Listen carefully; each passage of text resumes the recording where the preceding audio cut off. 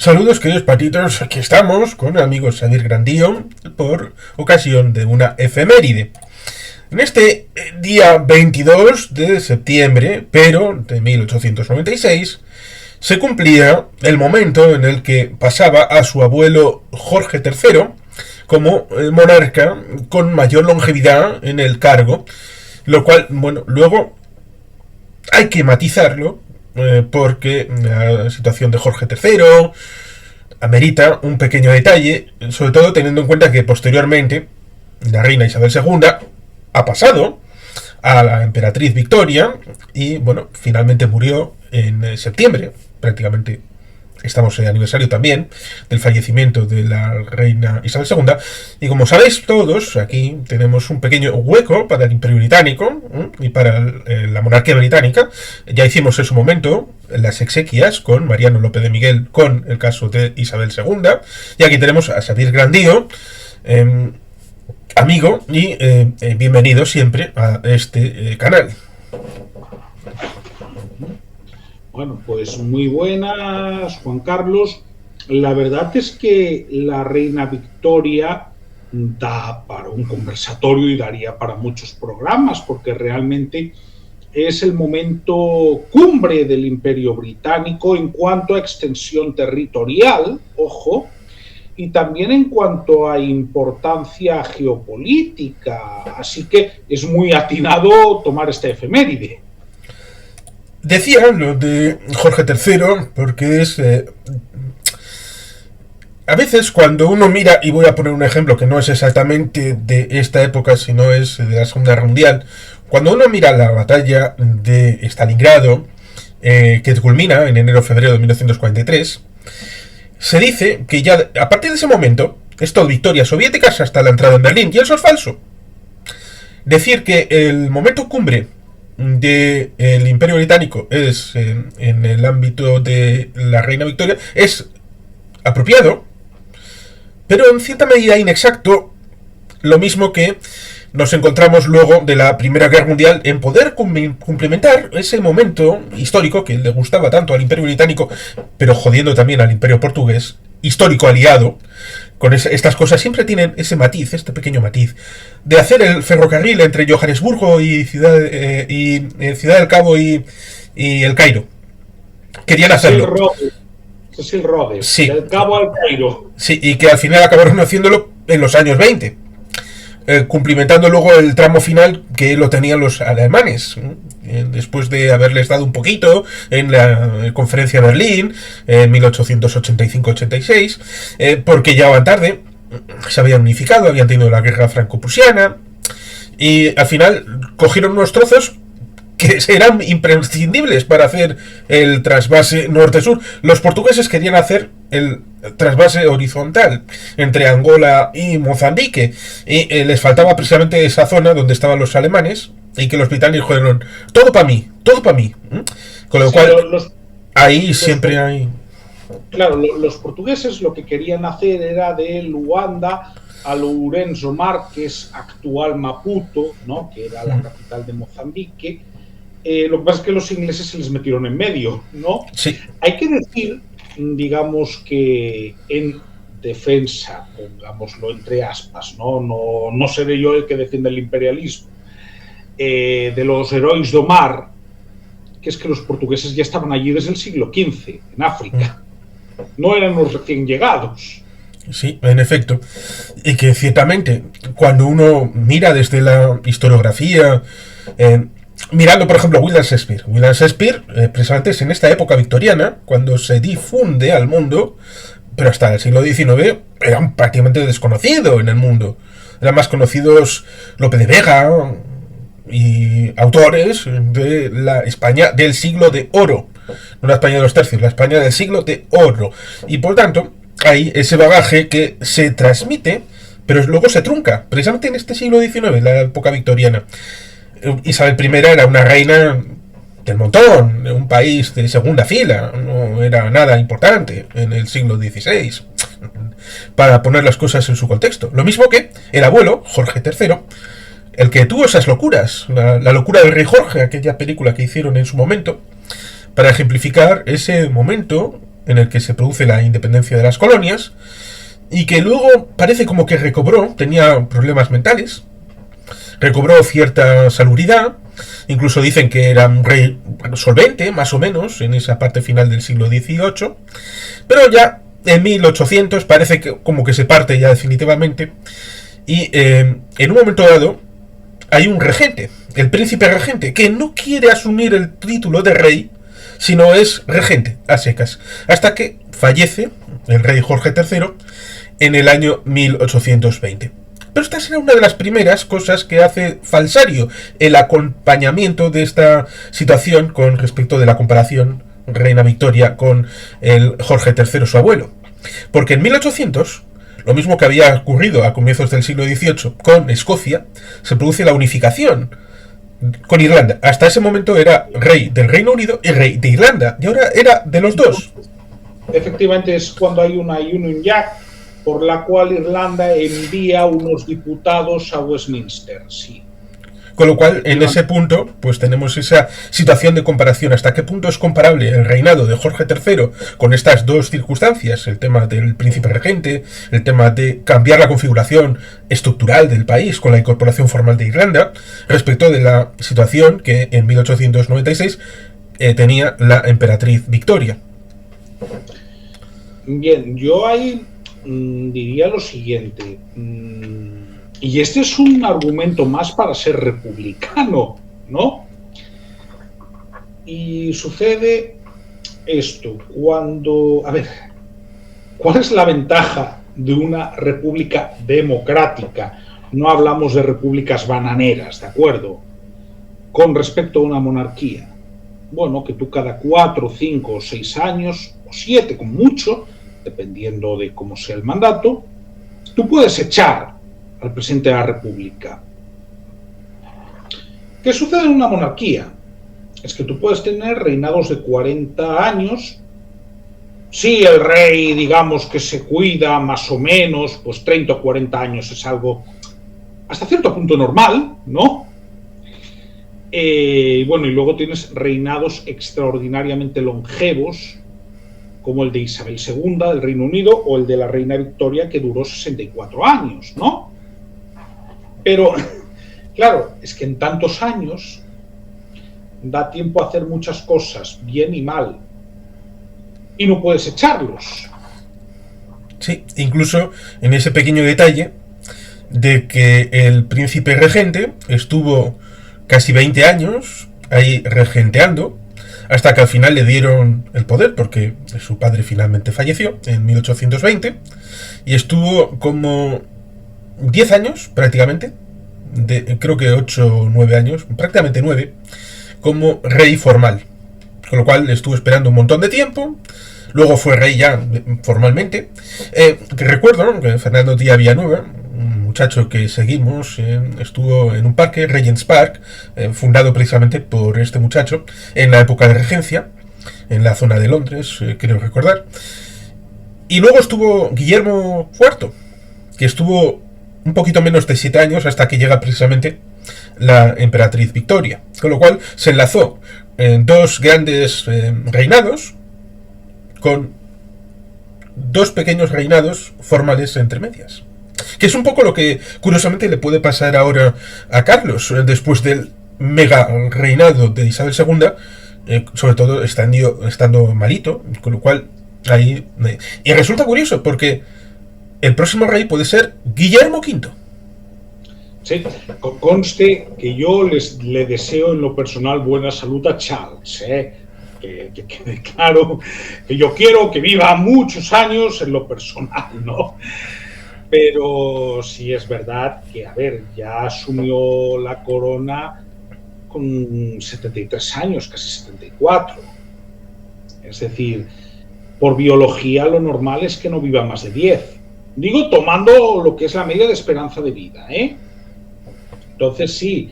Y William, en condiciones normales, puede asumir la corona con 50 o menos. Entonces, efectivamente, vendría un reinado largo. Lo que pasa es que, mira, lo de la era victoriana, para empezar, ya hay polémica en tanto en cuanto cuando ponemos el inicio.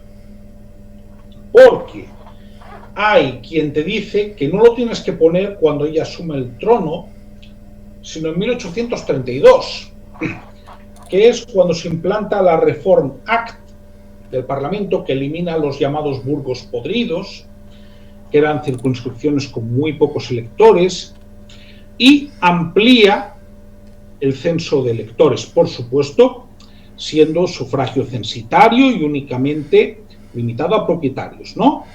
Pero ampliando. Si vamos a lo que es la consideración más tradicional, nos podemos ir a su reinado, que fueron 64 años. A ver, ojo, hablamos de reinados donde la reina reina pero no gobierna. Es decir, hablamos donde ya hay un bipartidismo más o menos formal entre Tories y Whigs, puesto que los laboristas como tal no existen hasta la primera década del siglo XX, es decir, ya con el sucesor de la reina Victoria, y nos encontramos primero con un desarrollo industrial muy importante. Hombre, yo voy a dar un dato.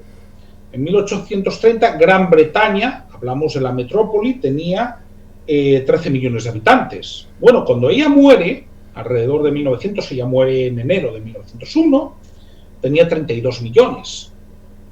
Evidentemente, tú este aumento de la población solo lo sostienes si creas riqueza.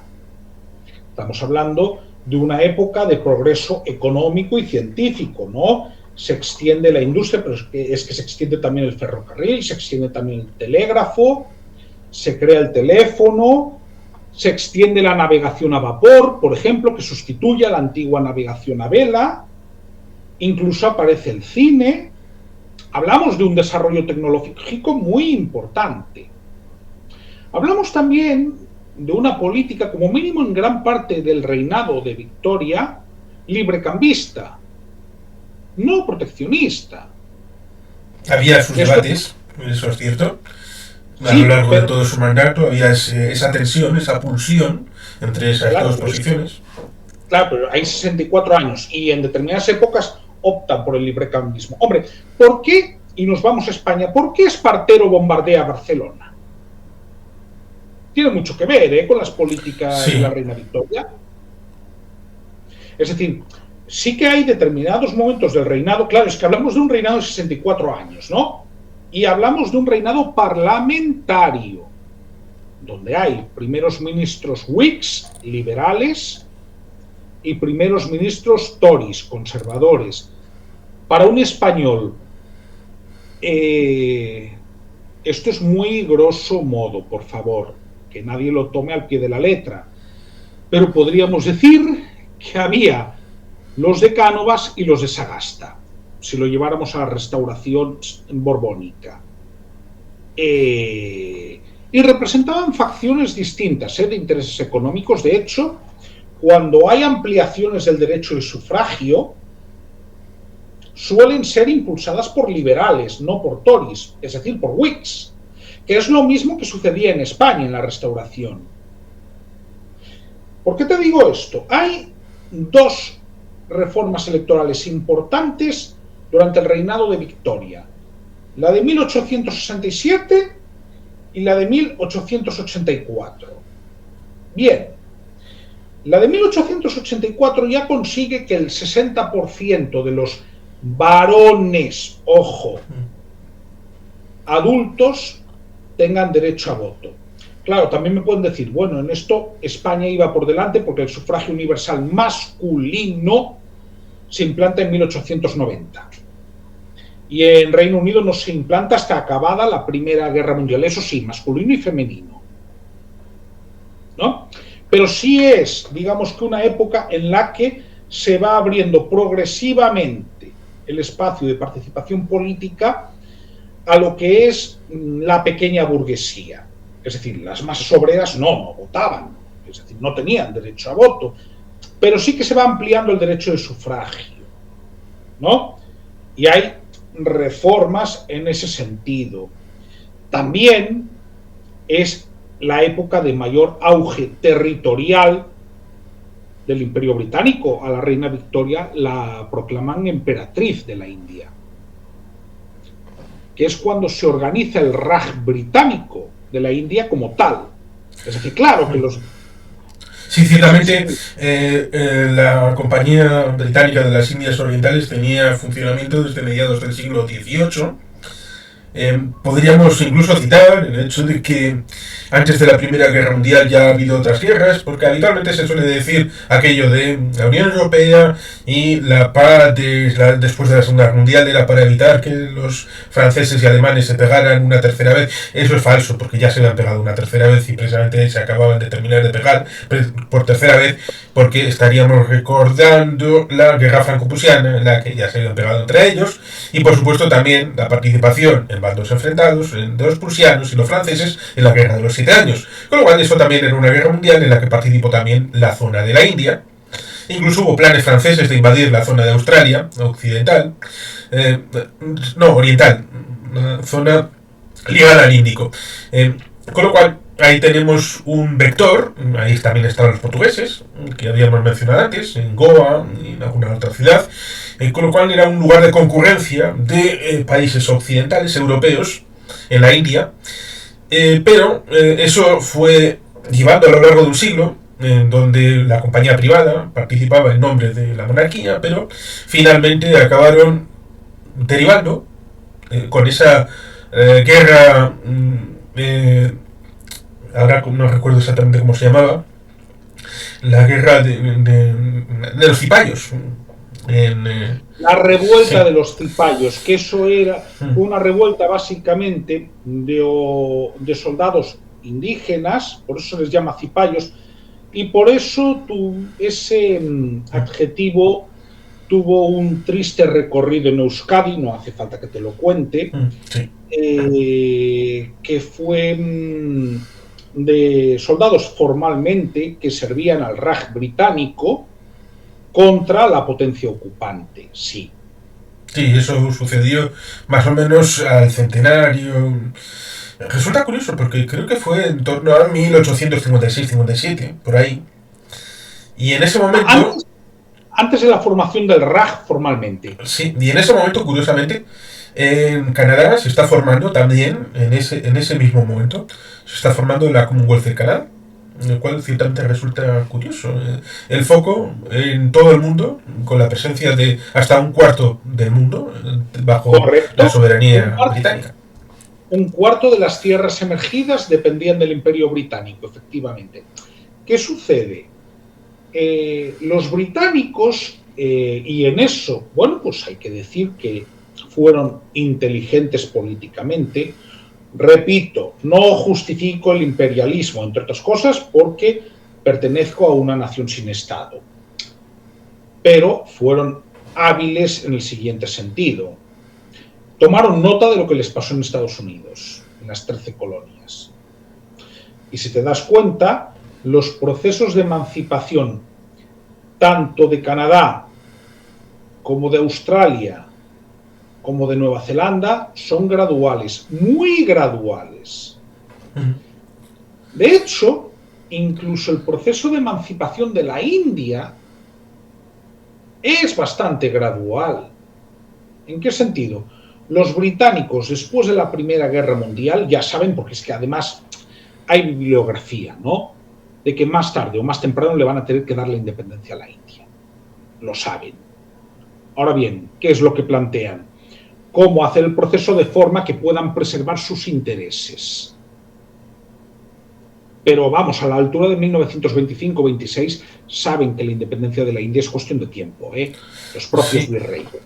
En buena medida porque el primer gobernante laborista fue Ramsay MacDonald en 1924 y en ese año le recibe a Gandhi en Londres. Correcto, correcto.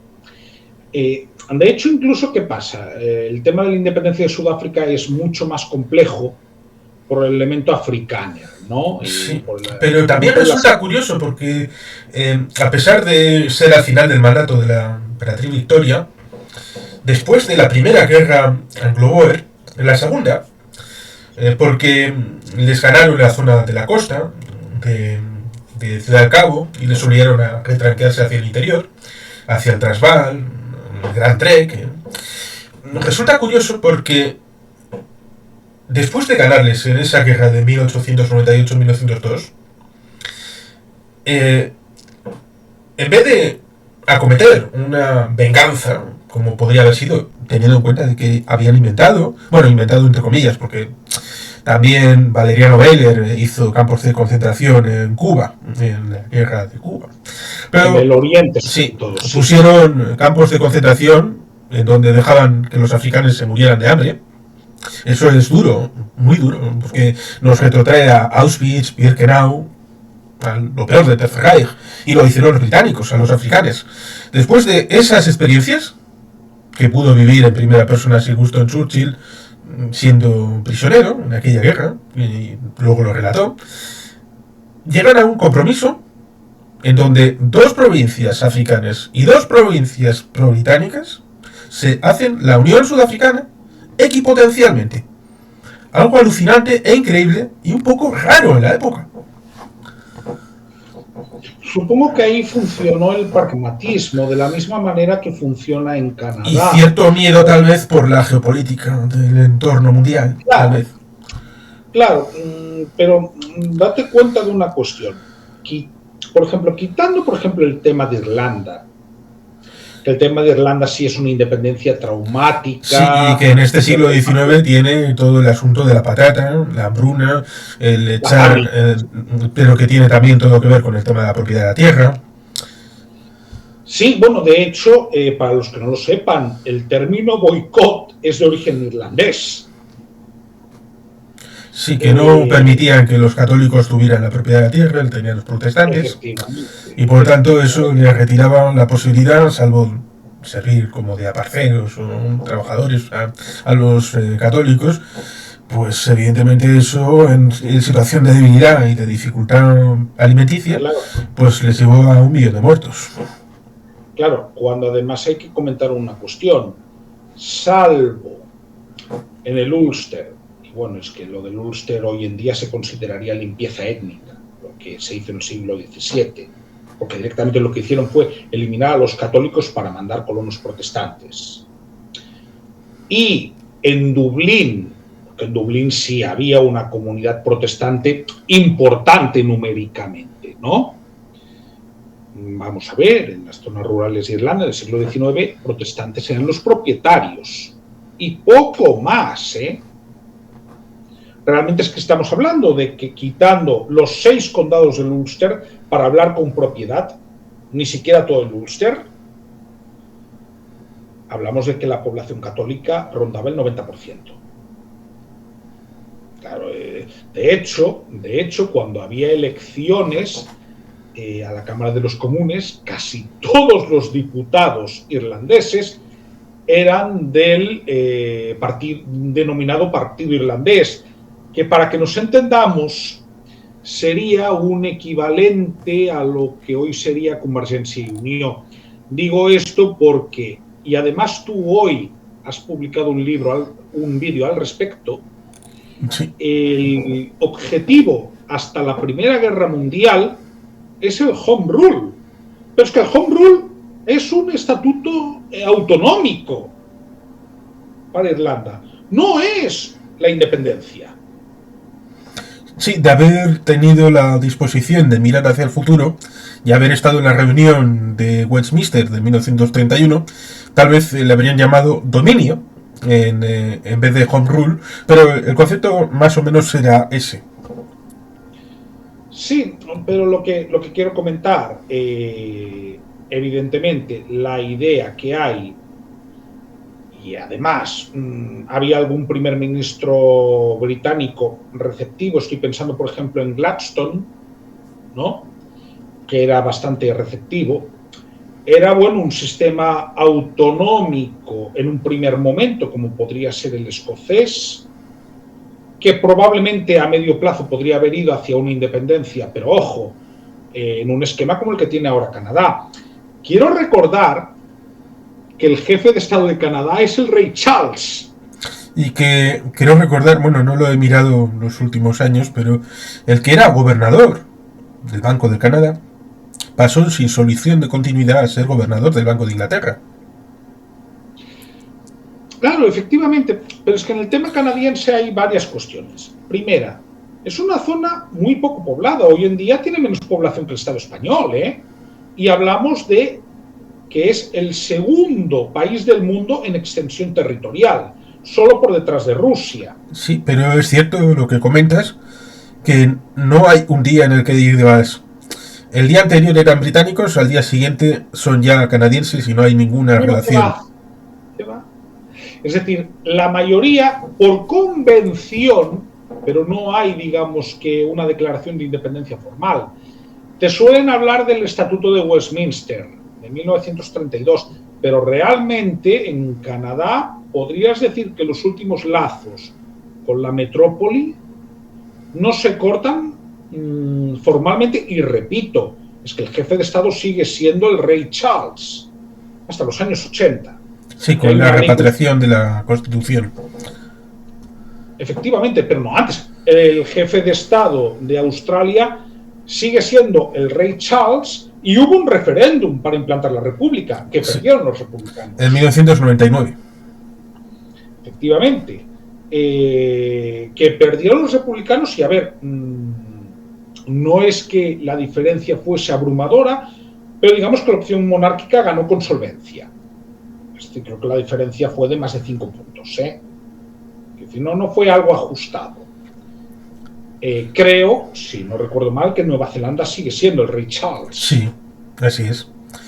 Y en varias islas del Caribe. Sí, hasta el punto de que cuando se crean las Naciones Unidas, y evidentemente se hace un esquema respecto del Consejo de Seguridad, la Asamblea, y en la Asamblea pues están todos los miembros, Stalin se cabreó como una mona diciendo, a ver, británicos tendrán un voto, ¿no?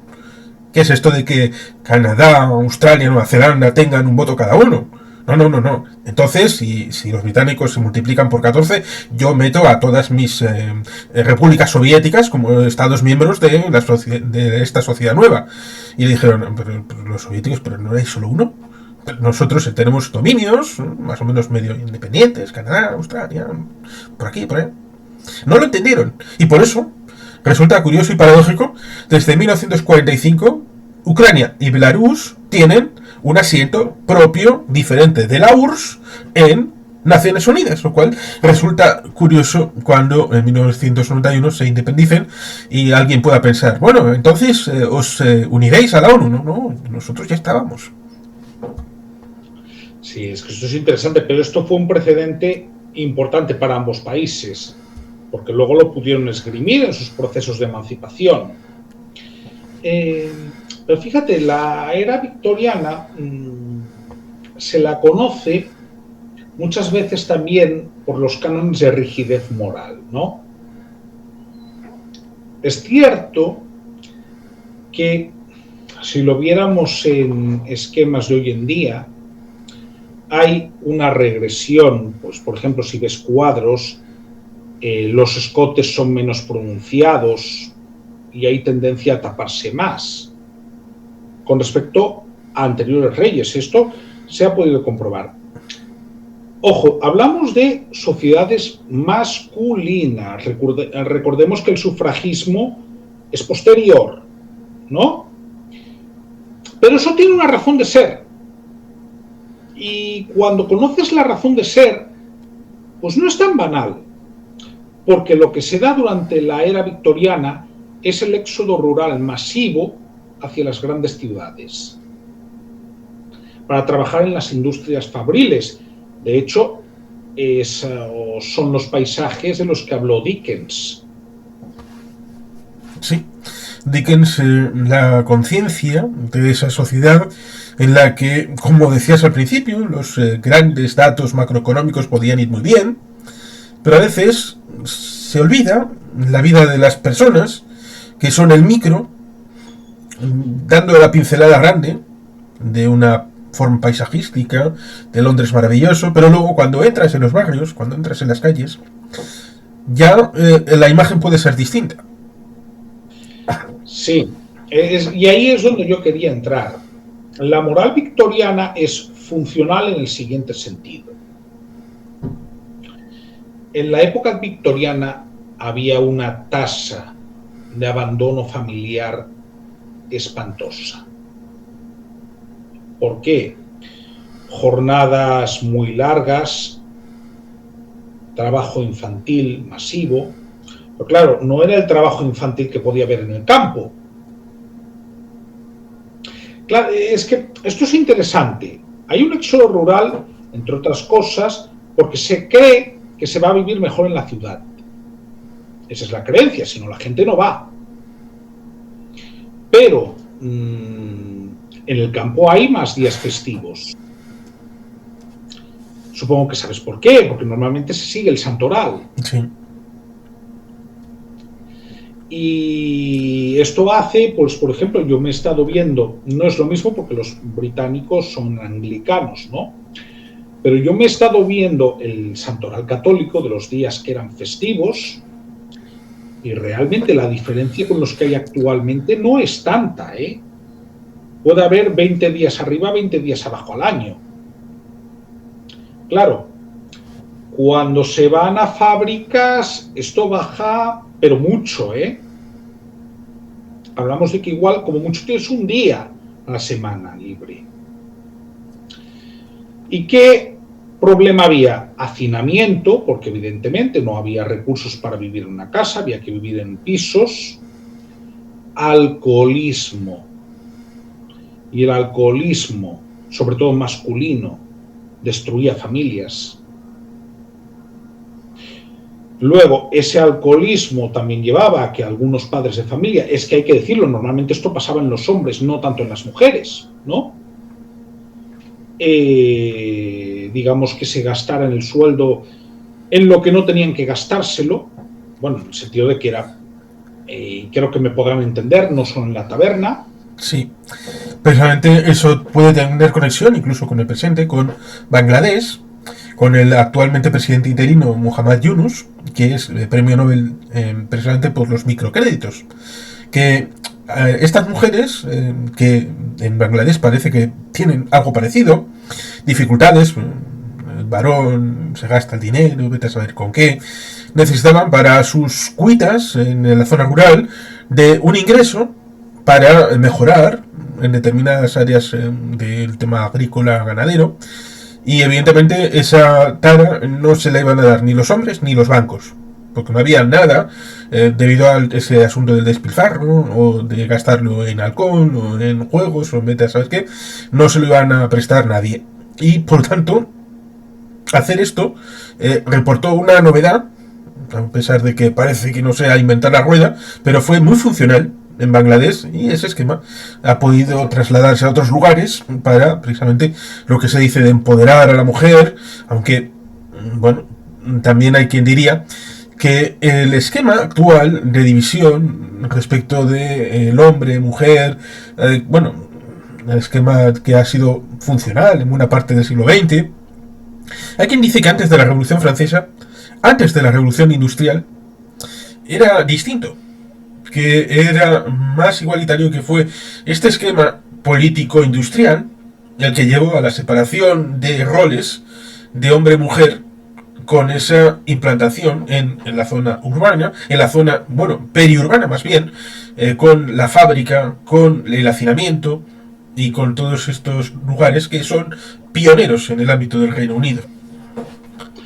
Bueno, hay quien me ha llegado a decir que el patriarcado es hijo de la revolución industrial y del código napoleónico. A ver, el patriarcado ya está registrado documentalmente en época romana. Entre otras cosas porque gran parte del derecho que tenemos es derecho de origen romano. Sí, y que el término proletariado viene precisamente de aquel momento del Imperio Romano, de aquellos que solamente tenían la prole como modo de vida. Efectivamente. Dicho esto, ¿no?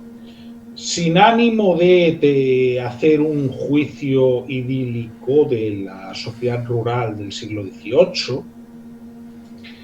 sí es verdad que hay menos especialización productiva, en el sentido de que trabajan por igual hombres y mujeres.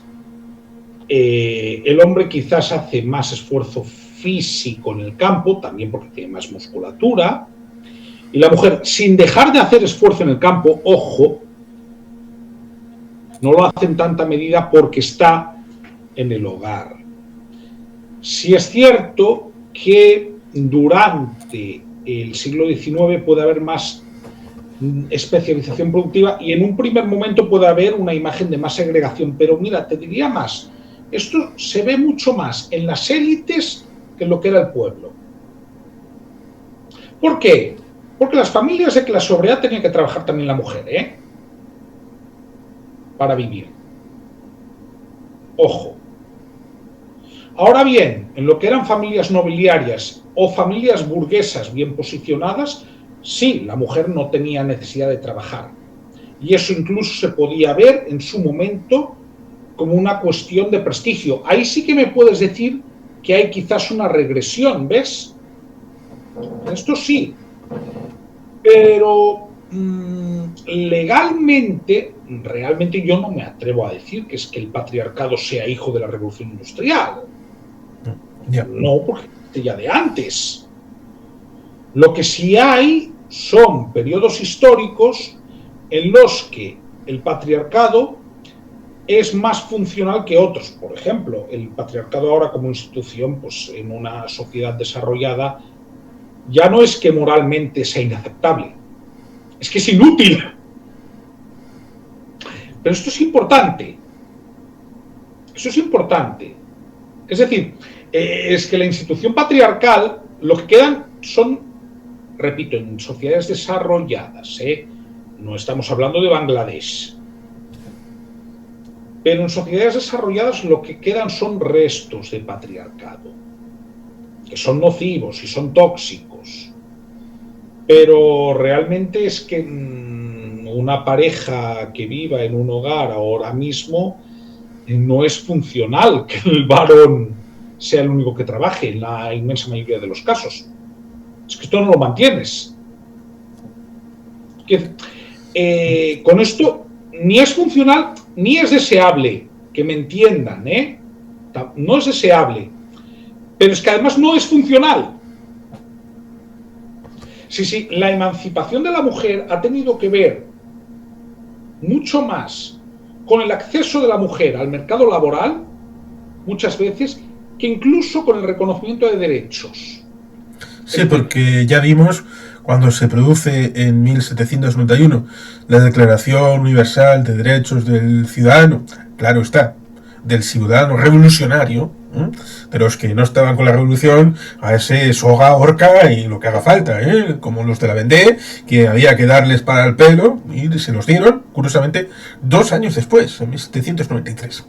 Pero no vamos a entrar en la Vendée, sino las mujeres. Cuando se les ocurrió hacer la traducción del derecho de la mujer en su propia declaración, pues la respuesta fue fulminante. A ver, vosotras qué demonios estáis haciendo aquí. Esta es nuestra fiesta, Claro, sí. Además hay otra cuestión, yo siempre lo digo. Por supuesto que el reconocimiento del sufragio universal en 1933 en el Estado español, porque lo justo es hablar de que en ese momento, bueno, se reconoce en el 31, pero se implementa por primera vez en 1933 y concretamente en el plebiscito de autonomía de Euskadi. Sí. Era necesario, pero realmente la independencia real de las mujeres viene en el momento en que tienen un puesto de trabajo propio y no dependen del varón. Y claro, ¿qué sucede? En la época victoriana hay unos códigos morales que son una involución con respecto a anteriores reinados, pero que si te vas a lo micro, en cierta forma tienen su razón de ser. Porque sí, la idea es... En algún caso, ligaron el derecho a voto al derecho de propiedad. Tanto si eras hombre como mujer. Y si eras mujer y tenías propiedades, tenías derecho a voto. Cosa que, en cierta medida, por ejemplo, aunque no sea exactamente en el ámbito británico, como es en el ámbito de los Estados Unidos, la doctora Quinn, en esta serie, en un capítulo, para permitir el derecho a voto de las mujeres, una mujer que aparentemente tenía un gran territorio, lo parceló para que todas las mujeres del pueblo tuvieran un territorio, con lo cual sortearon la formulación con esa situación, haciendo de facto un sufragio universal femenino. Esa era una alternativa interesante, pero fíjate, las primeras alcaldesas que hay en el Estado español que entran durante la dictadura de Primo, ¿a qué perfil responden? Porque yo como mínimo conozco dos casos. O son viudas de propietarios o son profesionales prestigiosas solteras, básicamente profesoras. Digo en un momento, incluso creo que durante la dictadura de Primo se llega a reconocer el sufragio femenino sobre el papel bajo ciertas condiciones, ¿no? Era lo que se da en llamar un sufragio capacitativo, ¿no? Pero sí es verdad que hablamos de la época victoriana, que es una sociedad patriarcal, masculina. De hecho, es muy curioso, porque hasta la Reform Act de 1832, pocos años antes de que entre a reinar Victoria, nada se decía de que el derecho de sufragio estuviese limitado a los varones.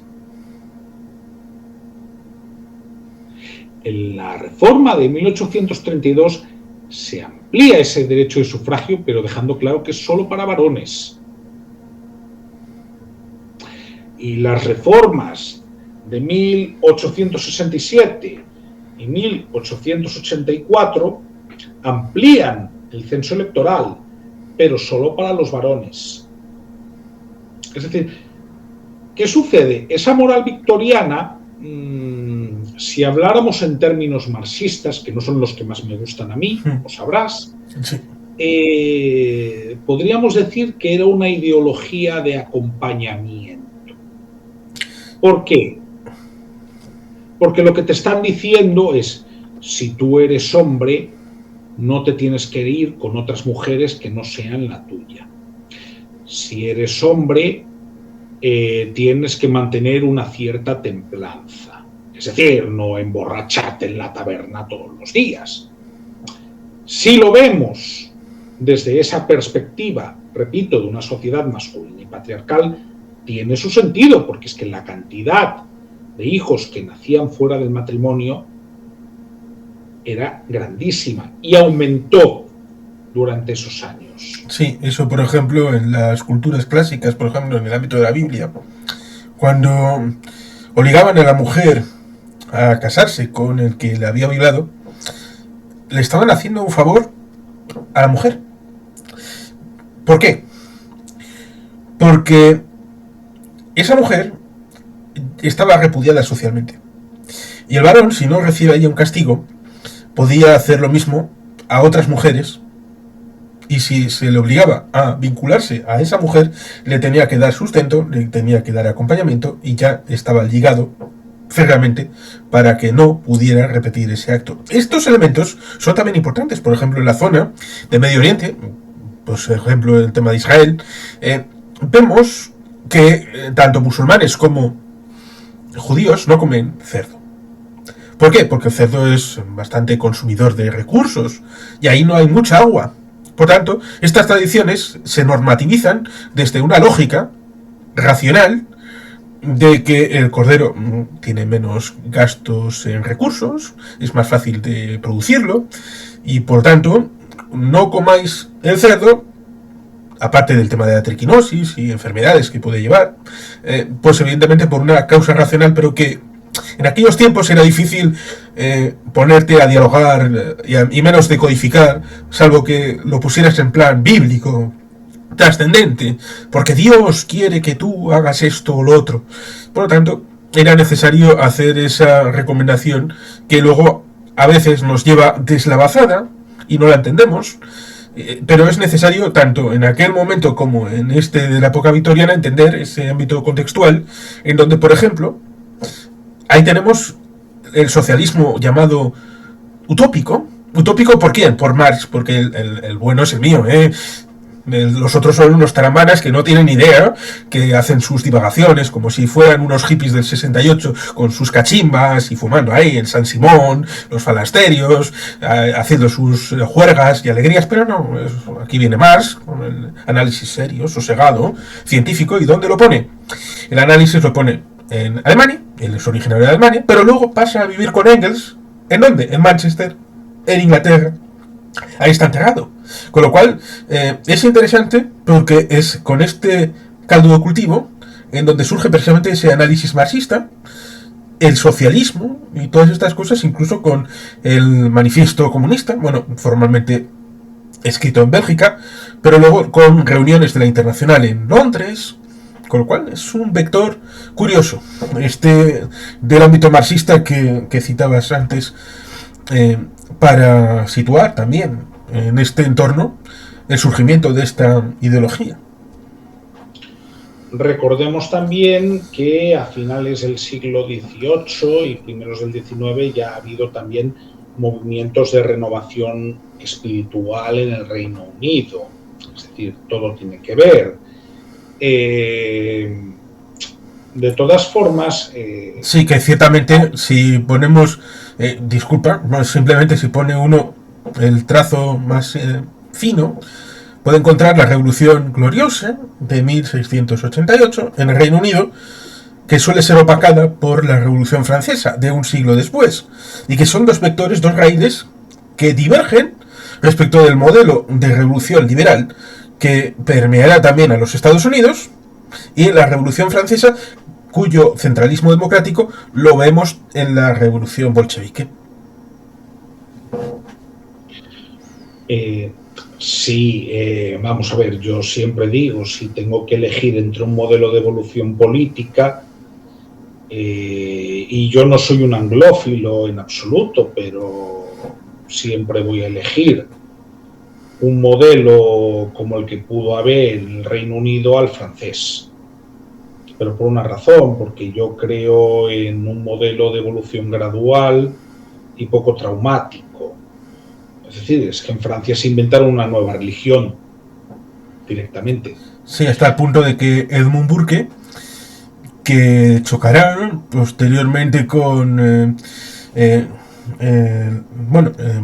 Bentham, mejor Bentham, el utilitarismo de Bentham, y que ciertamente tendrá sus derivadas luego con cierta mujer, con otro autor intelectual que le sacó respecto del utilitarismo, pero este Bentham, cuando vio la Revolución Francesa, se puso cachondo y dijo, ¡ay, esto es lo bueno! Esto es lo maravilloso, lo que hay que hacer. Y cuando fue viendo, dijo, y se pasó al conservadurismo, y es uno de los padres del conservadurismo británico. Con lo cual, en la vida de una persona también se puede llevar unos sustos. A mí me gusta más Burke, sinceramente. Lo veo, no sé, por alguna razón me inspira más confianza su pensamiento, ¿no?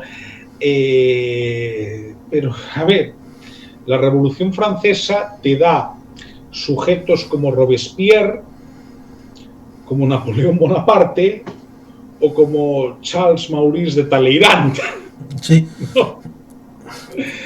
Mientras que la evolución británica quizás no es tan emocionante o tan excitante, pero es más efectiva. Sí, porque tiene su razón de ser, porque la Guerra de los 7 años, como elemento de cambio, como uno de esos núcleos importantes en la historia, para la parte francesa supuso perder un montón de dinero, tener que empeñarse en la monarquía y luego tener que pedirle dinero a las clases pudientes, y las clases pudientes le dijo al rey, no hay dinero. Por eso tuvo que convocar los estados generales, y antes otro elemento previo, para posteriormente pedirle al pueblo más dinero. Y eso, con la mala cosecha de 1788, llevó al 1789, el 4 de julio, la Bastilla. De hecho, acabas de comentar un matiz muy importante. es que en la primavera e inicios de verano de 1789, el precio del trigo llega a su tope del siglo XVIII. Y además es que hay una cosa, los Estados Generales, que ahí tenían un ministro de Finanzas que a mí me parece competente, que era Necker, ¿no? Se llevaban sin convocar desde 1614, por cierto. Sí, prácticamente desde Enrique IV, Luis XIII. Claro, pero digamos que la convocatoria tenía razón de ser. ¿Qué sucede? El caso británico, y ahí nos estamos yendo algo antes de la reina Victoria, pero sirve como aprendizaje. Sí, porque eso, en el caso británico, la Revolución Gloriosa, que eso deriva en una evolución que en Estados Unidos permeará también con la situación derivada posteriormente de lo que es la Guerra de los 7 años, y que también habrá falta de fondos hasta el punto de que habrá el tema del papel timbrado, en el caso de las 13 colonias, el tema del té, con lo cual ahí tenemos el motín del té de Boston. Eso es un camino en parte paralelo, en parte. Claro, lo que pasa es que hay una diferencia. Vamos a ver, los colonos británicos en las 13 colonias antes de la independencia realmente tenían un esfuerzo fiscal muy bajo. Digo, si lo comparamos con un habitante de la metrópoli. Y técnicamente no querían la independencia. Querían no taxation with a representation. No me metas ningún tipo de impuestos, salvo que lo haya decidido yo con mis representantes allí. Lo cual es totalmente legítimo. Bueno, también querían otra cosa con la que el rey Jorge y su primer ministro no estaban tan de acuerdo porque no se querían meter en camisas de 11 varas, que era colonizar el oeste de los Apalaches. Pero bueno, también podían echarle en cara de que el que dispara el primer disparo de la Guerra de los 7 años es George Washington en el Valle del Ohio. Sí. ¿Por qué? Porque los británicos querían conquistar y colonizar el Valle del Ohio y los franceses estaban bajando desde Quebec para también tener el Valle del Ohio. Con lo cual decir no al tema de los Apalaches resultaba un poco vidrioso o discutible. A ver, sucede una cosa. Si un izquierdista te dice que Estados Unidos nace como un imperio, a ver, sí es verdad que nacen como un Estado con vocación expansionista.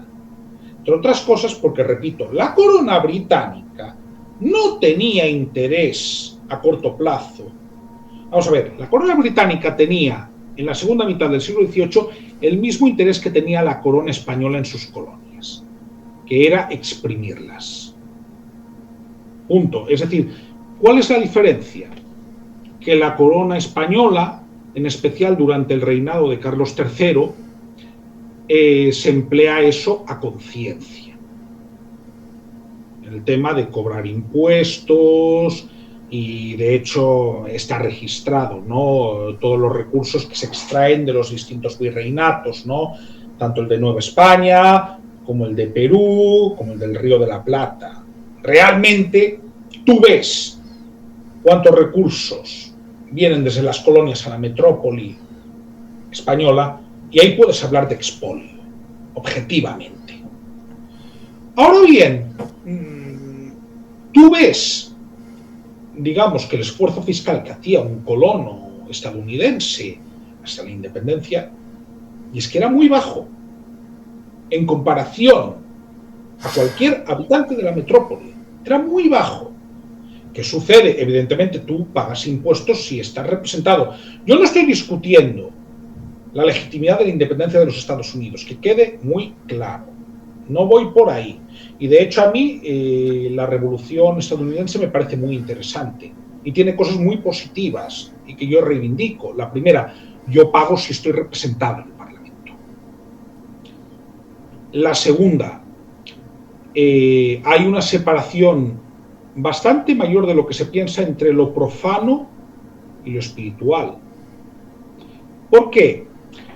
Porque cuando hay la independencia de los Estados Unidos, sí, te hablan de que Dios te ha creado y todas estas historias. Vale. Pero en lo práctico sucedía que no había ninguna religión predominante. Sí, sí, la mayoría eran protestantes, pero eran protestantes de distintas denominaciones. Y entonces, digamos que por una cuestión pragmática, tienen que crear un gobierno más o menos laico. Es decir, ¿qué pasa? Es que en Francia eso lo intentan crear a base de guillotina, directamente. Los Estados Unidos se crea a través de los hechos. Vale que luego en los billetes de $1 te pone "In God we trust", en Dios confiamos, sí, pero lo que es en la práctica, por ejemplo, tú no vas a ver una escuela pública en la que se haga una sola mención a Dios. Sí, ya. En su momento ya estuvimos hablando de los Simpsons y ahí se recalca en muchos chistes el hecho de que no es posible ni siquiera ni mencionarlo. Desde hace muchas décadas, antes que en España. Entonces, en ese sentido, tú llegas por la vía de los hechos a una realidad. Mientras que a mí el tema francés no me gusta porque es ingeniería social. Para mí es que es muy, muy distinto. Y esto lo vemos también. Sobre todo porque Fernando Díaz Villanueva y Alberto Garín, en su libro, mencionan el hecho de que no era un movimiento popular, sino un movimiento creado por las élites. Sí, la Revolución Francesa es totalmente burgués. Vamos a ver, ¿qué pasa en la Vendée?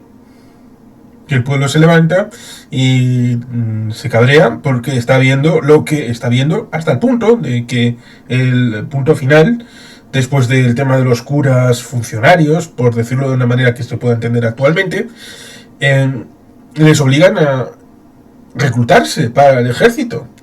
Es decir, levas, cosa que antes eran ejércitos profesionales, y en las guerras de la Convención, los países que son declarados la guerra, no los países que tienen problemas con la Convención, no, es la Convención la que declara la guerra a los otros países europeos. Pues cuando se presentan en el campo de batalla, pues van con sus ejércitos profesionales y enfrente pues hay 200.000 hombres, en parte mal entrenados, pero es una masa enorme que te puede llevar por delante, a pesar de que tengas unas bajas como si fuera esto Verdún o el Somme o Passchendaele. Es algo que por la fuerza bruta y la picadura de carne, pues puedes acabar ganando batallas a ejércitos mucho mejor bregados, pero más pequeños. Correcto. Y esto va muy en relación luego con lo que vemos durante el reinado de la reina Victoria, que a veces está romantizado, pero sí es cierta una cuestión. Efectivamente, Reino Unido durante su reinado tiene conflictos bélicos y los tiene en gran medida, pero no los tiene tanto dentro del continente europeo. Incluso se da en hablar de Pax Britannica o de Splendid Isolation. Tiene, por supuesto, conflictos, pero sobre todo en el imperio. Digamos que en Europa los que más se matan entre ellos son franceses y alemanes. No quiere decir, dejemos claro, que el Reino Unido fuese ajeno a los movimientos geopolíticos, no lo era. Y que ahí teníamos, por ejemplo, la guerra civil polaca por la sucesión y enlazada posteriormente la guerra de sucesión austríaca. ¿Y qué hacía el Reino Unido? Ponerse en el ámbito del fiel de la balanza, el decisor, el hacedor de reyes. Claro, pero fíjate, siendo eso cierto, lo que es indudable es que el problema no lo tenían en la metrópoli, en el sentido de que no ponían los muertos en la metrópoli. Francia y Alemania en su territorio sí que ponían muertos, y en Polonia también se ponían. Y en España también se ponían. Claro, cuando hablamos de Splendid Isolation me refiero a eso, ¿no? Claro que intervienen. Hombre, no van a intervenir si en un imperio más importante. En el comienzo del reinado, en 1837, prácticamente, creo que fue un poquito antes, porque en 1837 fue el Estatuto Real, se levanta una norma en el Parlamento británico para permitir que hubiera cuerpos de voluntarios que fueran por ahí a las guerras. Y un cuerpo de voluntarios inglés apareció en la primera guerra carlista. Sí, me imagino defendiendo a quién. Pero probablemente sería liberal. Sí. Pero lo que quiero comentar es que la posición del Reino Unido en el siglo XIX en Europa es una posición de soft power, sobre todo. Es decir, mandan, pero mandan indirectamente porque no les hace falta mandar directamente. Y esto es interesante, es decir, ellos tienen, por ejemplo, ya una alianza tradicional con Portugal, desde el siglo XIV. Tienen la fachada atlántica del sur de Europa cubierta. Luego, sí es cierto que apoyan determinados movimientos patrióticos en los Balcanes. Pero las guerras las suelen tener fuera de Europa. Sí, y eran tradicionalmente enemigos de Francia y amigos de Prusia. Bueno, pero porque tienen de alguna manera que equilibrar. Esto además es muy curioso porque luego ves en la política matrimonial, ¿no? Las diferentes monarquías europeas, ¿no? El caso de España es muy interesante. Cuando, por ejemplo, se tiene que elegir la segunda esposa de Alfonso XII, ¿no? Que acaba eligiendo a María Cristina, ¿no? Que está emparentada con los Habsburgo, ¿no? Pero también se ponía encima de la mesa la cuestión de alguna princesa británica. De hecho, el hijo Alfonso XIII se casa con una nieta de la reina Victoria. Y al final de su reinado, a la reina Victoria la llaman la abuela de Europa. ¿Por qué? Porque en gran parte de las casas reales europeas están emparentadas con ella. Esa es una forma, porque además tuvo varios hijos e hijas, aunque enviudó, si no recuerdo mal, en 1860. Es decir, no fue un matrimonio especialmente largo, pero he estado mirando antes y creo que tuvo 9 hijos, ¿eh? Y es más, la mayoría llegaron a la edad adulta. En buena medida, me imagino, no lo he comprobado, pero creo que el mito de la reina virgen, de Isabel I, le influyó en esa situación respecto de la posterioridad tras enviudar de la emperatriz Victoria. Por lo menos cara al ámbito público. Sí parece, y puede parecer pasteleo cuando hablamos de políticos, bueno, concretamente lo he mirado y fueron, sí, efectivamente fueron 9, no me había equivocado, fueron 9 hijos. Y por cierto, todos llegaron a la edad adulta, lo cual no era tampoco común en el siglo XIX. Mira, evidentemente hay pasteleo y hay mito, pero sí parece que el matrimonio que tuvo la reina Victoria, para los estándares de la época, fue un matrimonio bastante satisfactorio, por lo que parece, ¿eh? Y por lo que yo me he estado informando, lo cual no era en absoluto lo habitual. Luego podríamos hablar de Brown, ¿no? Sí. Siendo ya viuda, de lo cual no hay pruebas concluyentes, más allá de que le tuviera aprecio. Eso sí que lo hay, pero otras cuestiones no las tenemos. Pero sí hay pruebas, por ejemplo, de que en términos generales el matrimonio que tuvo con el príncipe Alberto, porque tenía el estatus de príncipe, fue bastante satisfactorio, ¿no? Y eso también pudo influir, junto con el hecho de que tenía una descendencia bastante amplia, ¿no? Con que no volviera a contraer matrimonio. Ojo, tampoco lo volvió a contraer Carlos I de España. Ciertamente muchas mitologías hay respecto de esto, como por ejemplo de esa vinculación con la monarquía británica de Jack the Ripper, de Jack el Destripador, respecto de que podía ser un miembro, uno de esos hijos de la reina Victoria, estar vinculado con esas prostitutas y que una estaría embarazada. Luego también hay otras hipótesis respecto de cierta relación con el catolicismo, prohibido para los cargos públicos en el ámbito británico, ya desde hacía bastante tiempo. Con lo cual, esa historia es bastante conocida, es bastante victoriana en esa zona de Londres. De todas maneras, yo cuando hablo de que fue o parece un matrimonio satisfactorio, me voy a fuentes epigráficas. Es decir, no me estoy inventando nada, me voy a los diarios de ella.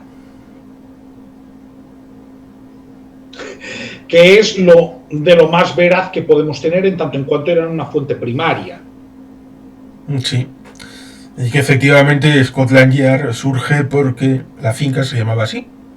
Fueron muy originales estos británicos, a la par que cuando hicieron los puentes, por ejemplo el puente de Londres, con esa imagen escocesa, pues simplemente querían no ponerlo de manera bruta, con el cacharro con los hierros y aceros por ahí viéndose, y querían vestirlo de alguna manera, y bueno, pues les pareció bucólico y pastoril ponerlo con ornamentos de castillos escoceses, y por eso tiene esa imaginería en ese momento.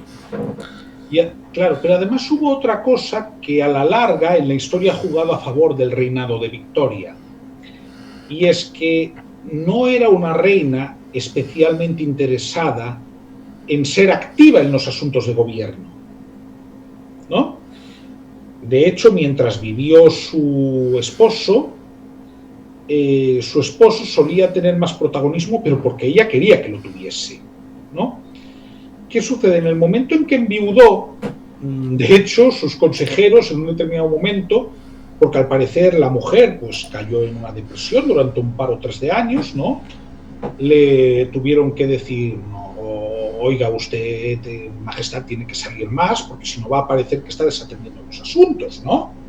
Pero eso, que en su momento quizás pudo influir negativamente en su popularidad, al final le ha beneficiado. ¿Por qué? Porque los que realmente gobernaban eran los primeros ministros de turno, fuesen Tories o fuesen Whigs, ¿no? Para que hagamos una comparativa que yo considero interesante.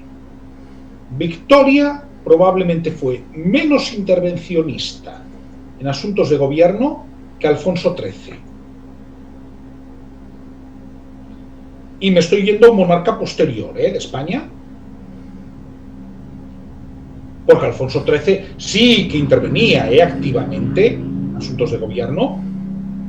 De hecho, no sé si recuerdas cómo fue el día que... Hay diarios al respecto, de que asume la corona, ¿no? Porque le dan la mayoría de edad muy joven, con 16 años. Sí, porque Alfonso XII muere estando en el útero, Alfonso XIII. Sí, todavía no había nacido. Es un hijo póstumo y además el Cánovas estaba preocupadísimo porque decía, si es un rey, vale, pero como sea una reina... Hombre, otra vez una émula de Isabel II con el arroz con pollo, mi general bonito, y todos aquellos gustos excéntricos. Claro, se había casado con Francisco de Asís, que tenía más miriñaque y encaje en la noche de bodas que ella, con lo cual ya ponías la guinda de todo aquel pastel. A ese respecto hay una película de época que aconsejo, de finales de los años 50, que en realidad es una continuidad de una primera, pero históricamente tiene más interés y creo que no hay película en la que se caracterice mejor a Cánovas del Castillo y a Praxedes Mateo Sagasta, que es ¿Dónde vas, triste de ti?, que es una segunda parte de ¿Dónde vas, Alfonso XII?, ¿no? Yo recomiendo que se vea, porque yo no he visto ninguna película española donde Cánovas y Sagasta estén mejor caracterizados y donde se caracterice mejor, digamos, que el conflicto dinástico, y de hecho está representado el Pacto del Pardo, ¿no? Cuando va a fallecer Alfonso XII. Pero digo esto porque quizás el hecho de que la reina Victoria no fuese muy amiga de meterse en cuestiones políticas, ya por una cuestión de temperamento, ojo, funcionó a su favor en la posteridad, ¿no? Porque tienes la imagen de la rigidez moral, pero también tienes la imagen de un régimen que evoluciona. Y que los símbolos de unidad no deben de quedar impregnados de esos partidismos, como intentó hacer también Isabel II posteriormente. Bueno, pero es que Isabel II directamente era de los moderados, todo el mundo sabía que era de los moderados. Hombre, se le muere el general Narváez y ¿en cuántos meses tiene una revolución que la echa? Hombre, yo me refería a Isabel II de Inglaterra. Que de España. Sí, Isabel II de Inglaterra intentó también hacer ese esquema de ser símbolo de unidad, aunque le falló en algunos momentos, como por ejemplo Lady Di. No, pero Isabel II estaba más decantada políticamente, ¿eh? Lo que pasa es que, a ver... ¿Lo ocultaba bien? Sí, pero así como lo de Victoria, si tú ves algo de su biografía, es más bien desinterés, ¿no? Bueno, también Carlos III de España era un rey básicamente sin ningún interés, tenía más interés en cazar que en los asuntos de gobierno. Pero bueno, se había rodeado de buenos consejeros, ¿no? En el caso de Isabel II es disimularlo, porque, por ejemplo, no es un secreto que Isabel II tuvo malas relaciones con determinados primeros ministros. Ojo, en eso, tanto conservadores como laboristas. Así como hubo primeros ministros con los que tuvo muy buenas relaciones y aparte lo mostró con gestos, podemos hablar de Churchill, que es el que se encontró, ¿no? Pero también podríamos hablar de Wilson, que era laborista. Lo digo porque estos son los dos que había invitado en un primer momento. Es más, había hecho que la invitasen a Downing Street a cenar, que ese es un gesto que ella solo hacía con aquellos primeros ministros que consideraba especiales, ¿no? También es cierto que Wilson deja el cargo por razones de salud. Sí. Y bueno, no, y además creo que de una forma muy valiente, porque lo hace cuando él está bien. Pero le detectan Alzheimer, un Alzheimer que además le dura muchos años, ¿no? Pero él se da cuenta y renuncia. Pero, por ejemplo, hubo primeros ministros con los que tuvo una relación horrorosa. Estoy pensando, y en eso estarás, supongo que de acuerdo conmigo, en Boris. Hombre, claro. En Boris hay un momento muy especial y creo que incluso cualquier catalán cuando diga la palabra Russia llevará ahí, porque Boris hacía esa situación en la pandemia de obligar por ley al tema de los encierros, no juntarse, no esto, no lo otro. Murió su marido y le obligó a tener una ceremonia, ella sola, es paradigmática esa imagen en la iglesia, ella en el centro, sola, rodeada de nadie prácticamente. Y eso lo llevó muy mal, ¿eh?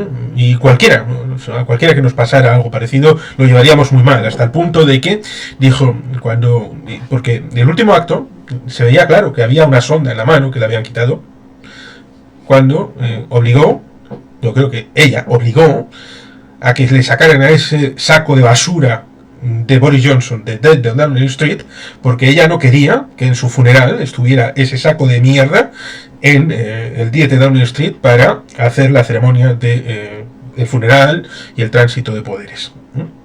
Con lo cual, ahí se obtuvo ella la postrer venganza de que Boris Johnson estuvo un montón de tiempo, pero no estuvo en ninguna de las imágenes de los actos oficiales del funeral de Isabel II. Estuvo la señora,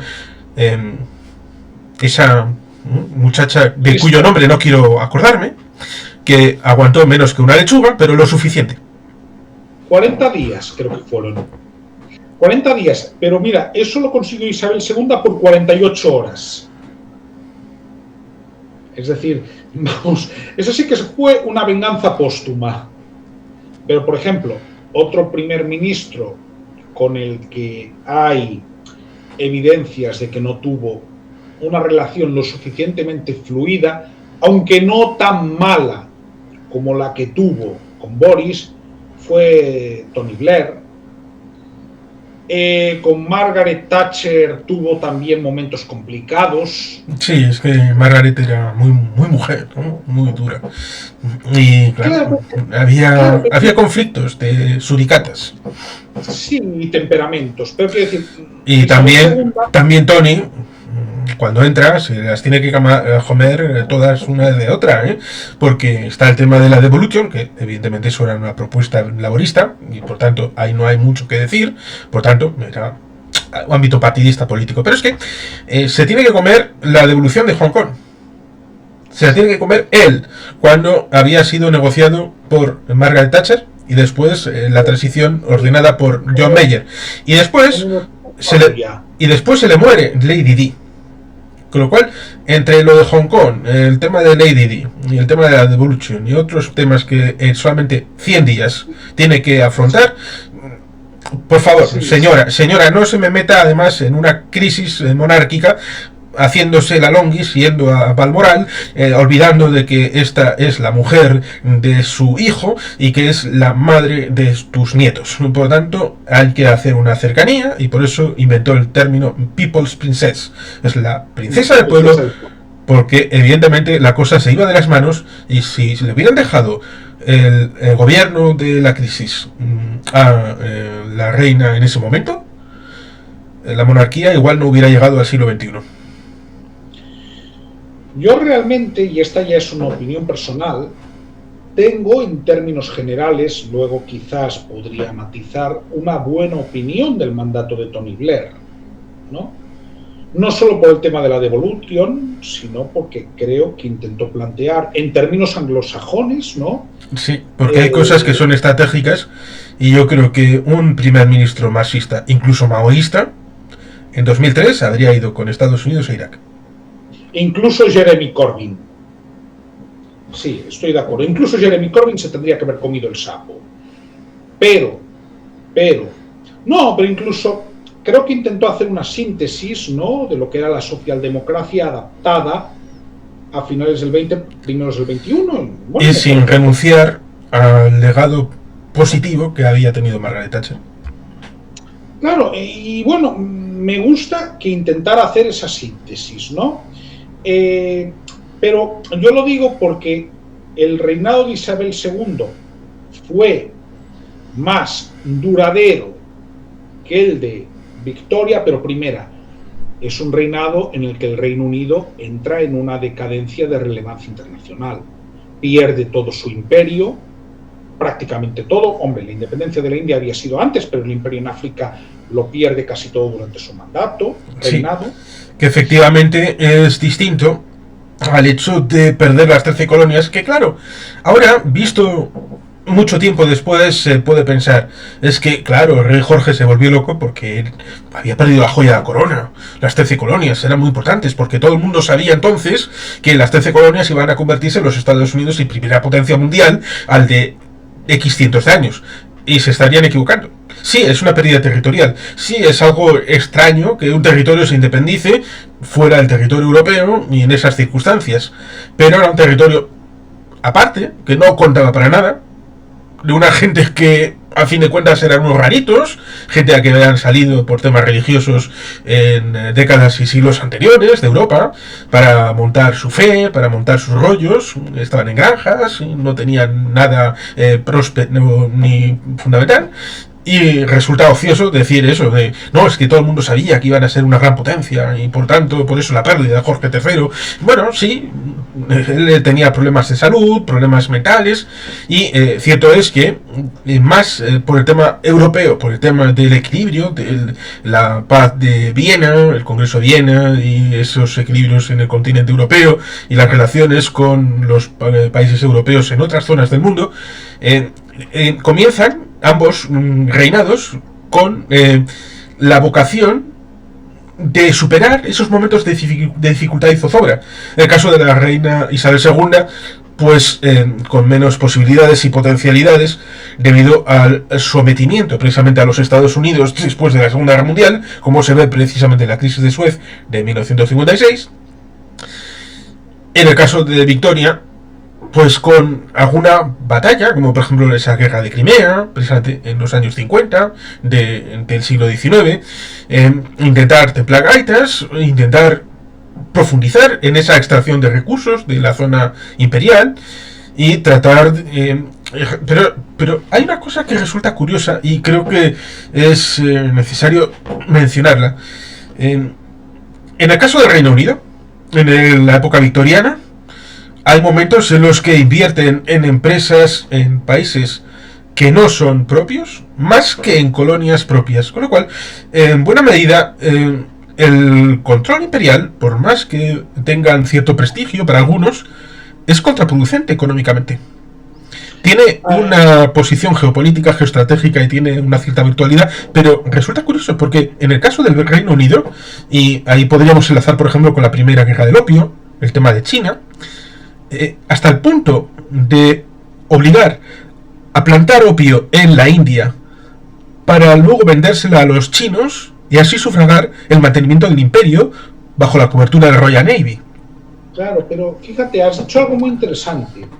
Efectivamente, había colonias de poblamiento y colonias comerciales. En Egipto, que en el siglo XIX no era una colonia formalmente del Reino Unido, ojo, es más, formalmente aún dependía del Imperio Otomano. Sí, formalmente. Unido, pero luego llegará el tema del canal de Suez.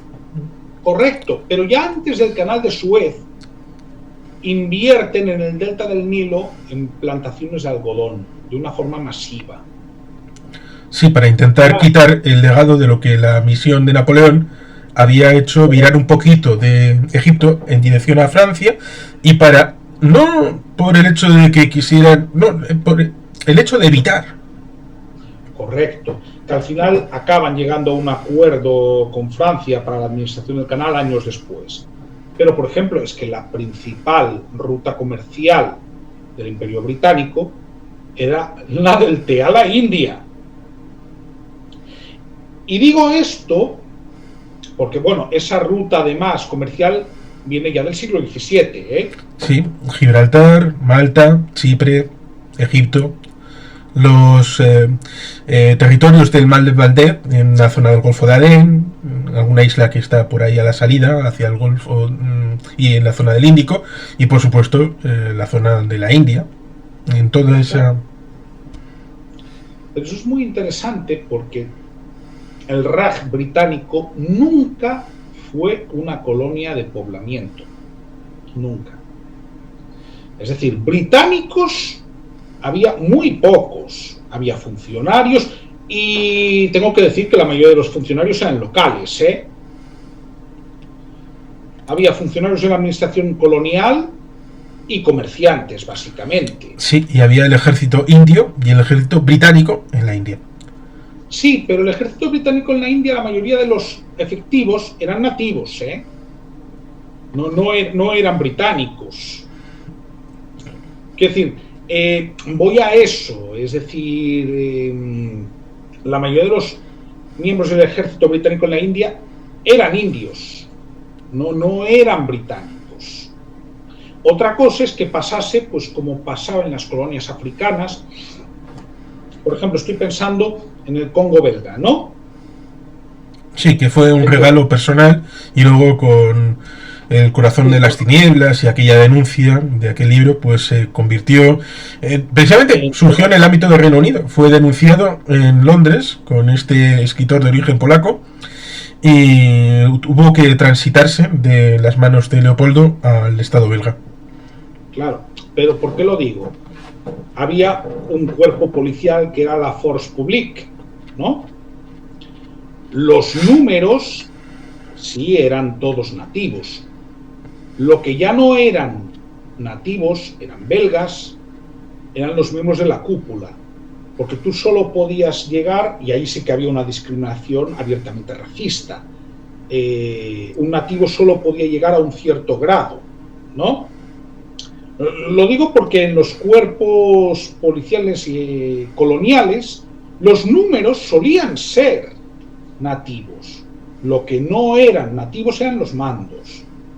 Pero lo que te quería decir, a ver, Hong Kong. En el momento de la cesión a China, en 1997, el número de europeos demográficamente era testimonial. Sí había un conocimiento relativamente alto del idioma inglés, relativamente, pero como segunda lengua, no como idioma nativo. Que esto pasaba también hasta cierto punto en Macao, ¿no? Que bueno, de hecho el acuerdo de cesión de soberanía, que se hace, si no recuerdo mal, el 20 de diciembre de 1999, 2 años y medio después, es prácticamente el mismo. Portugueses ya quedaban muy pocos. Sí había una cierta élite mestiza, ¿no?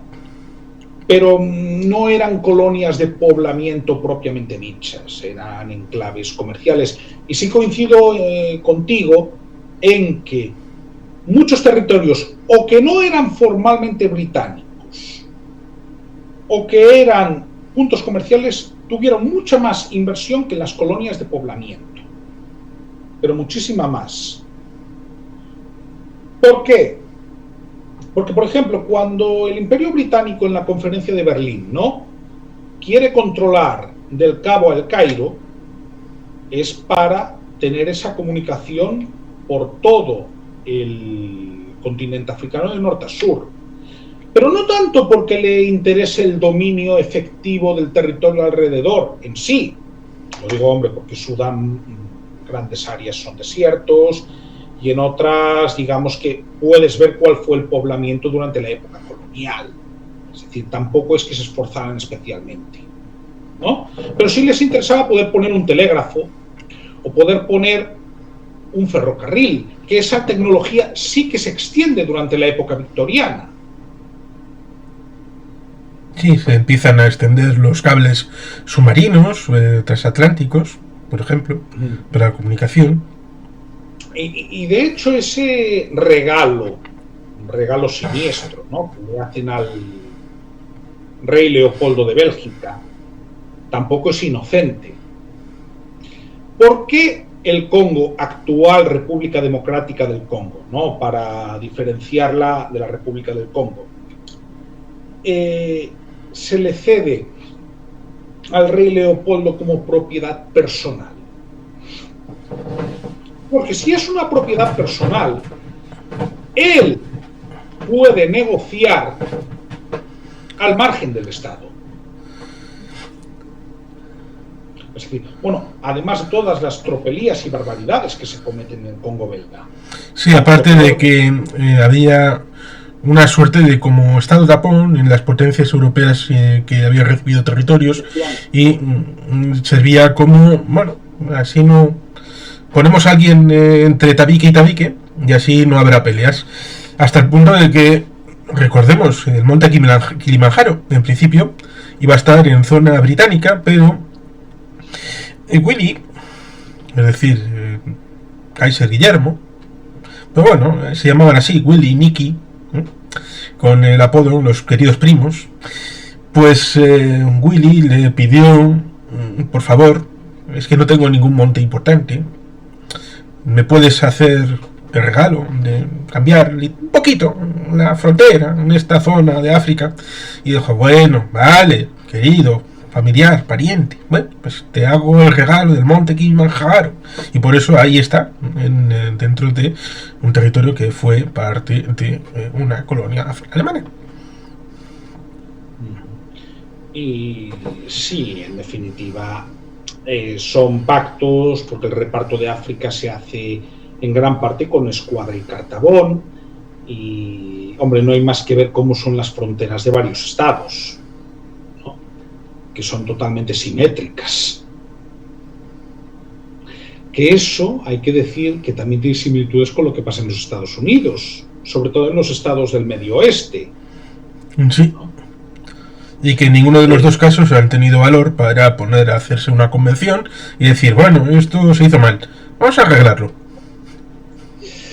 Bueno, la costumbre, luego que ese reparto pues es ya muy antiguo, hay derechos adquiridos, y el problema de meter la pata es que si ha pasado un tiempo ya no es posible volver al estado anterior. Ese es un gran problema, ¿no? Sí, por eso cuando se independizan los territorios americanos de las Españas, a ninguno se les ocurre decir, vamos a volver a la frontera hasta 1492. Ah, no. Cogemos la frontera tal como está. Bueno, a ver, Simón Bolívar tenía sus aspiraciones, ¿no? Lo que pasa es que, bueno, también el propio Simón Bolívar dijo, sobre mi tumba surgirá una multitud de tiranos. No se equivocó. Lo digo porque, bueno, todos sabemos que el sueño de Bolívar era una república única hispanoamericana, ¿no? Sí, porque los hechos bélicos que sucedieron en el sur del Río Grande, respecto de las grandes facciones, algo parecido a lo que vemos en el Sahel ahora, entre agrícolas, ganaderos y pastores, por el tema de recursos finitos, lo hemos reproducido en el ámbito de Sudamérica con las grandes élites y los grupos de interés, lo cual en parte también tiene que ver con la guerra civil estadounidense. ¿Por qué lo digo? Porque el Reino Unido, en principio, con esa política de divide et impera, estaba más cerca de los sudistas, de los confederados, pero no se dio la victoria de Gettysburg, donde tal vez hubieran dado una declaración de apoyo a los sublevados en un territorio como la Confederación, que tenían tal vez conceptualmente mayor afinidad, hasta el punto de que dicen que de haber apoyado los franceses y los británicos a la Confederación en esa guerra, Rusia habría estado del lado de la Unión y habría apoyado a Abraham Lincoln, lo cual es alucinante. Aunque no, si vemos la figura del zar de ese momento, Alejandro II, cuyo... Fue el que abolió la servidumbre. Sí, exacto. Y es que como luego llegó su hijo, Alejandro III, como fue asesinado Alejandro II, su hijo dijo, le han asesinado por ser demasiado blando, soft on crime, y por tanto aquí tenemos que hacer vuelta atrás y hacer tabula rasa, hasta el punto de que no le dio preparación política a su hijo, Nicolás II, y cuando se fue a morir, Alejandro III, pues prácticamente estaba a punto de darle las clases, pero llegó tarde. Por tanto, ahí tenemos un iletrado para llegar a la Primera Guerra Mundial, como es Nicolás. Pero sí, conociendo la historia rusa, no sería tan raro el hecho de que Rusia en ese momento hubiera apoyado a Abraham Lincoln. No, tiene todo el sentido del mundo si lo ves en el contexto político de la época. Dime, ¿sobre la época victoriana hay algún tema que te gustaría tratar más o crees que ya lo hemos comentado todo? Bueno, en buena medida permea por la propaganda que se hace a través de literatura, películas, el ámbito nostálgico que opera en parte como sucederá después respecto de la gran generación y los años 50 en los Estados Unidos, que siempre hay un revival a ese momento, que después de la situación de extrema adrenalina, de muerte, de sangre, aunque tampoco tanta comparado con otros países, el hecho de los años 50, la prosperidad en el ámbito de Estados Unidos, que se ve como algo mítico. En el ámbito británico parece que esa edad de prosperidad, con un elemento de secuencia no lineal en la época de los años 20, pero Esto es una especie de spin-off, si lo decimos en términos cinematográficos, pero lo que es la serie canónica sería esta época victoriana, con estos episodios de la propia Reina Victoria, de las grandes guerras, las grandes batallas, Lord Tennyson con la batalla de la Clava, la carga de la brigada ligera, lo que decía de el Jack el Destripador, todas estas historias que configuran todo este periodo y que ha sido bastante tratado a lo largo de la posteridad, hasta el punto de que se puede configurar también como un espejo de lo que fue un poquito después el tema de la entente cordial con los franceses. Los franceses, más o menos en esta época, están haciendo algo parecido respecto de su propia historia. La Tercera República Francesa es la que da el marchamo canónico de lo que tiene que ser la interpretación de la Revolución Francesa. Sí, de hecho tenemos casos de que, por ejemplo, es la Tercera República Francesa la que fija la fiesta nacional. Sí, la toma de la Bastilla se fija como fiesta nacional francesa durante la Tercera República. Sí, porque lo mismo que le pasó a Vichy, pero afortunadamente estos perdieron, porque su padrino merecía perder. En el caso de Vichy, al perder, tenían que buscar alguna legitimación que no fuera directamente de su derrota. Me explico. La guerra franco-prusiana la pierden los franceses. Correcto. ¿Qué es lo que deriva? No inmediatamente, pero sí un poquito después. La Tercera República Francesa. No pueden fundamentar su existencia de la Tercera República Francesa en una derrota frente a los alemanes. Bueno, entre otras cosas porque quien les impone el presidente es Bismarck, ¿eh? Con lo cual, ¿qué relato deben de coger? El último momento en el que fueron importantes en el mundo, y evidentemente no pueden coger a Napoleón, con lo cual cogen la Revolución Francesa y la canonizan, le dan cuerpo, le dan explicación y le dan propaganda para, incluso con el lema, que no era realmente ese, el de Liberté, Égalité et Fraternité, era Liberté, Égalité et Propriété. Pues evidentemente utilizarlo para irse por África, por Indochina, llevándose de la mano los españoles y hacer sus escabechinas en nombre de ese relato de la Revolución Francesa. Sí, evidentemente cada país intenta crear sus mitos nacionales y sus justificaciones. Ya los republicanos españoles del siglo XIX, con el romanticismo, se van a los comuneros, por poner un ejemplo. ¿Qué libros o películas has visto que tengan impregnación en esta época victoriana británica? Pocos, la verdad. Y te tendría que hablar más bien de series, ¿no? No he visto demasiados porque no es una época en la que vea, digamos, que especial movimiento a nivel de lo que son monarquías. Es decir, a ver, es una época aburrida, pero bendito aburrimiento, ¿no? Sí. Entonces, digamos que es poco cinematográfico, aunque sea muy interesante históricamente. Bueno, en buena medida es el hogar, por ejemplo, de Sherlock Holmes, muy victoriano. Algo de Sherlock Holmes he leído. Lo que pasa es que debo decir, no soy muy amigo de la literatura anglófona por lo general. Eso hace que haya leído poca cosa. Del siglo XIX británico, pues es que me tendría que acordar. También tiene el reverso a través de lo que luego será, a pesar de que nacen en esta época H.G. Wells, ciencia ficción, con el género steampunk, que es bastante interesante a la hora de establecer en este momento como más avanzado tecnológicamente de lo que realmente fue. Entra un poco en un poquito de historia alternativa influida por ahí.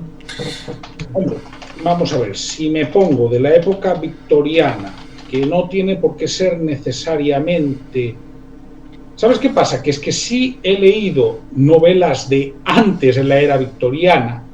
Hombre, pues por ejemplo, Frankenstein es algo anterior. Eso me lo leí con 12 años. Me he leído algún cuento de Dickens, por ejemplo. Sí, no, luego... de la Navidad. Sí, el cuento de la Navidad, sí. Lejos. Cuento de Navidad. Sí, eso me lo he leído, obviamente. Pero, como puedes ver, tengo que pensármelo, ¿eh? Es decir, así como, por ejemplo, de épocas posteriores sí te podría decir, del siglo XX, hombre, y del siglo XVI también te podría decir.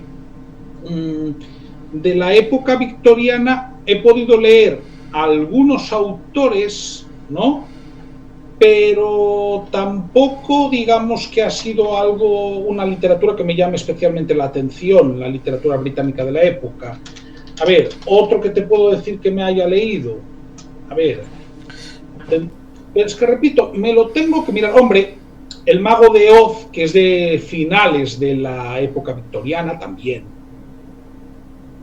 Sí, es de 1900 y la reina Victoria muere en 1901. Hay cosas con aroma victoriano, o tal vez alguien dirá eduardiano, tal vez, pero Mary Poppins, con el tema de, los, sí, de las sufragistas. Poppins también he visto la película, evidentemente, que es una institutriz que intenta romper con los cánones rígidos de la moral victoriana. Sí, hombre, ahí sí me he visto la película, que aparte me pareció muy divertida. Ya la vi de niño, incluso luego hubo adaptaciones de dibujos animados. Con lo cual ahí tienes productos que tienen un poquito de ese aroma de esta época victoriana, ya sea en el tema político, militar, en el tema social, cómo era este...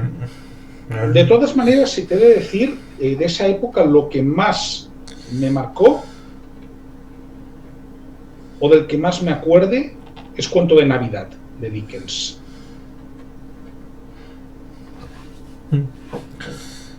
Sí, sin duda alguna y con mucha diferencia.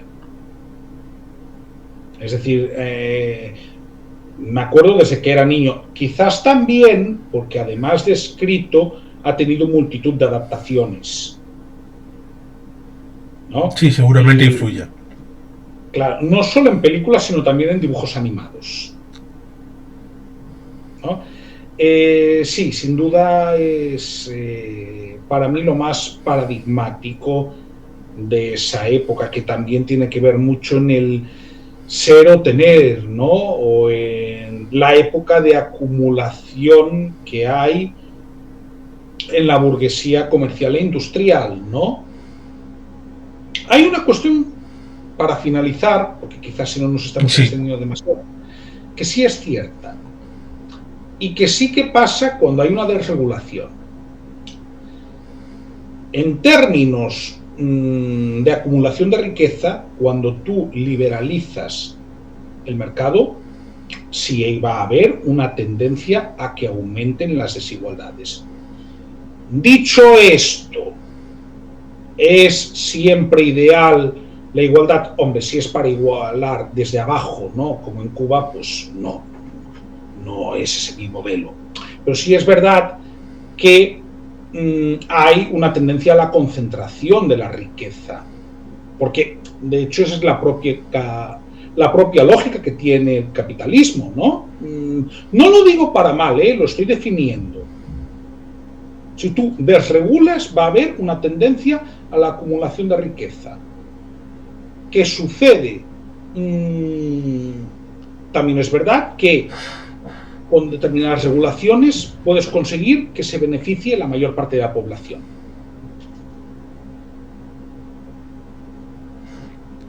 Depende de cómo lo hagas. Por eso digo que da para mucho. Pero sí es verdad que cuando Dickens no representa la estampa, ¿no? Del señor Scrooge.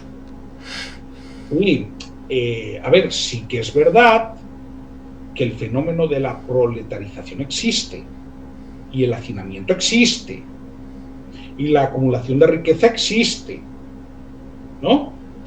Luego podemos decir, y en esto no voy a ser nada carlista, que es que quizás lo del siglo XVIII en las sociedades agrarias tampoco era idílico, ¿no? Porque si no había buena cosecha te podías morir de hambre. Sí, esto es lo que Irving Attell habla de la transición del modelo agrícola al modelo nuevo, aunque algunos mentalmente ni siquiera ahora lo han llegado a comprender, y por eso tenemos algunos posicionamientos de algunos grupúsculos que siguen haciendo la guerra como si estuviéramos todavía en aquellos conceptos. Pero bueno, sí, creo que lo podemos dejar entendiendo que la reina emperatriz Victoria parece como que se propuso llegar al siglo XX, lo llegó a ver un ratito, muriendo en enero del año 1901, recién estrenado el siglo. Le dejó a su heredero estar un ratito, 9 años, hasta que se murió en 1910. Ahí fue la foto de familia de toda esa gran monarquía europea, herederos de la emperatriz Victoria. Y ahí, en buena medida, entre 1910 y 1914 empezaría lo que Eric Hobsbawm habló del pequeño y corto siglo XX. Bueno, sí, pero es que Hobsbawm, que por cierto, historiográficamente era un marxista de tomo y lomo, lo que te va a decir es que el siglo XX dura de 1914 a 1989. Sí. Y algunos también te dicen que el siglo XIX dura de 1789 a 1914. Correcto. Bueno, yo en ese sentido discrepo de Hobsbawm, pero esa sería harina de otro costal y además es posterior a la reina Victoria. Sí, y que en su momento ya hicimos un conversatorio, Rubén Villamor y yo, hablando de cuándo realmente empieza y cuándo termina la Segunda Guerra Mundial, y seguramente sería también harina de otro conversatorio el hecho de cuándo empieza y termina el siglo XIX. Pero bueno, ciertamente lo podemos dejar aquí, este conversatorio victoriano. Perfecto. Pues muy agradecido, no solamente por tu presencia, sino por los que hayan llegado hasta aquí. Pueden hacer algún comentario, sugerencia de película, serie, algún libro que tengamos que leer para comprender este trasfondo de 64 años, prácticamente los 2/3 finales del siglo XIX, en el ámbito británico, y que seguramente habrá alguno que con furia porcina, si ha llegado hasta aquí, nos lo echará en cara el hecho de que siendo gallego y vasco no defendamos la hispanidad y nos hayamos vendido la anglosfera. Pero bueno, hay que realizar lo que se considera oportuno, y el Imperio Británico, la emperatriz Victoria, existieron y están ahí para visitarlo, estudiarlo y comprenderlo. Y volveremos con algún otro tema.